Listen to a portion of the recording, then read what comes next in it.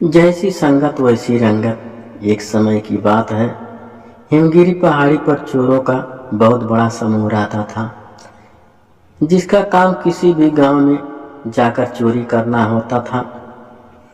चोर चोरी किए हुए सामान को लाकर पहाड़ी पर रखते थे। उस सामान को चोरों का सरदार चोर बाजार में बेचकर सभी के लिए खाने पीने का इंतजाम करता था। प्रतिदिन ऐसा ही चलता रहता था। चोरों के ग्रुप में दो दोस्त भी थे, जिसका नाम सुखदेव सिंह और सुखचैन सिंह था। दोनों दोस्त कहीं भी चोरी करने एक साथ जाते थे तथा हमेशा एक साथ रहते थे। एक दिन दोनों चोरी करने के लिए पहाड़ी से दूर श्रीपुर गांव में गए।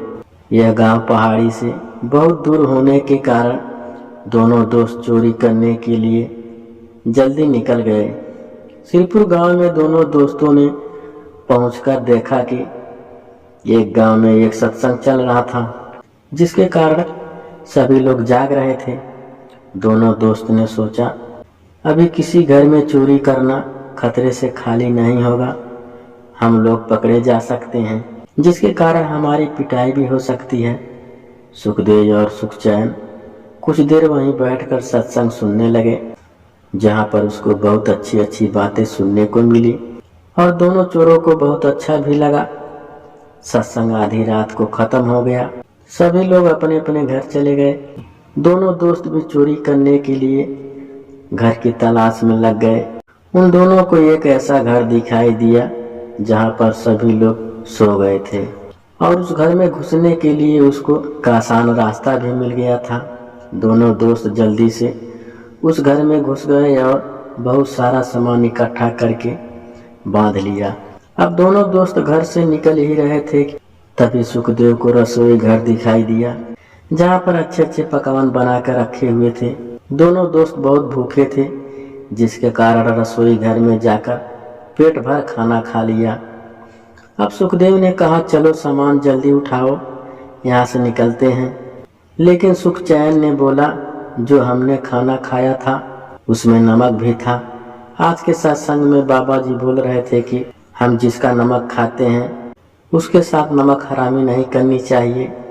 दोनों दोस्तों ने हाँ में हाँ भरी और चोरी किया हुआ गट्ठर उसी घर में छोड़कर हिमगिरी पहाड़ के लिए चल पड़े और चोरी किया हुआ गट्ठर उसी घर में छोड़कर हिमगिरी पहाड़ी के लिए चले गए।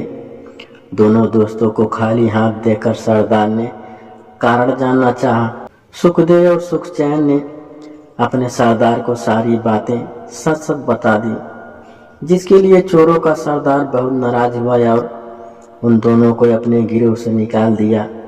अब दोनों दोस्त बहुत परेशान हो गए और सोचने लगे कि अब हमें खाने पीने को कहाँ से मिलेगा। सुखदेव बोला, घबराओ मत, जो भी होगा अच्छा होगा।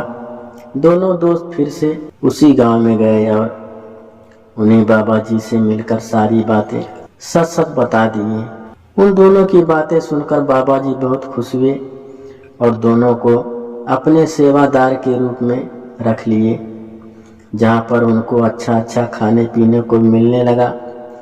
इस तरह से दोनों दोस्त ने सच्चाई का दामन थाम लिया और अपना पूरा जीवन भक्ति में लगा दिया। सीख हमें हमेशा अच्छे परिवेश और अच्छे दोस्तों के साथ रहना चाहिए, क्योंकि कहा जाता कुसंग का ज्वार भयानक होता है। इसीलिए संगत हो तो अच्छे लोगों की, नहीं तो अकेला रहना बहुत अच्छा होता है।